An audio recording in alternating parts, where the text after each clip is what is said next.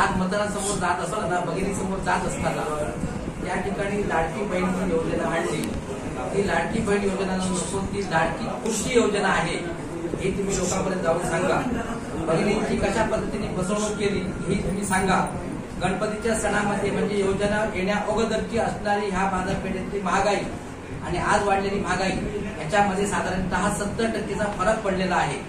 मात्र ह्या ठिकाणी 70% जो घरामध्ये माता भगिनी काम करतात, त्या ठिकाणी जेवण करतात, मग त्याची त्यांना काळजी वाटली नाही का?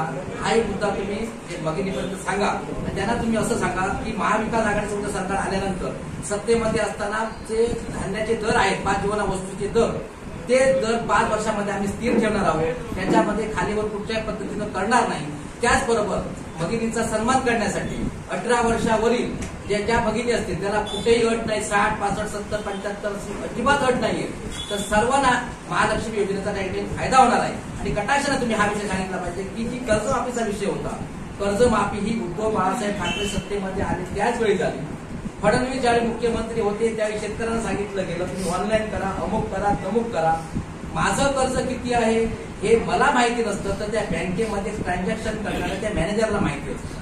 मात्र ह्याने अशा पद्धतीने त्रास केला जी मंडळी हॉस्पिटलमध्ये जाग्यावरती वृद्ध होते त्या लोकांना सुद्धा घरातल्या माणसाने जबरदस्तीने उचलून ऑनलाईन सेंटरमध्ये आणलं गेलं. मात्र कुठलीही कर्जमाफी झाली नाही. हा प्रचंड मनस्ताप त्यावेळी साहेबांना झालेला होता आणि त्याचा बदला म्हणून ज्यावेळी साहेब मुख्यमंत्री झाले त्या पहिल्याच दिवशी पहिली सही जर कुठची केली तर कर्जमाफी हाही मुद्दा तुम्ही लोकांपर्यंत जाऊन सांगावं असं मला वाटतं.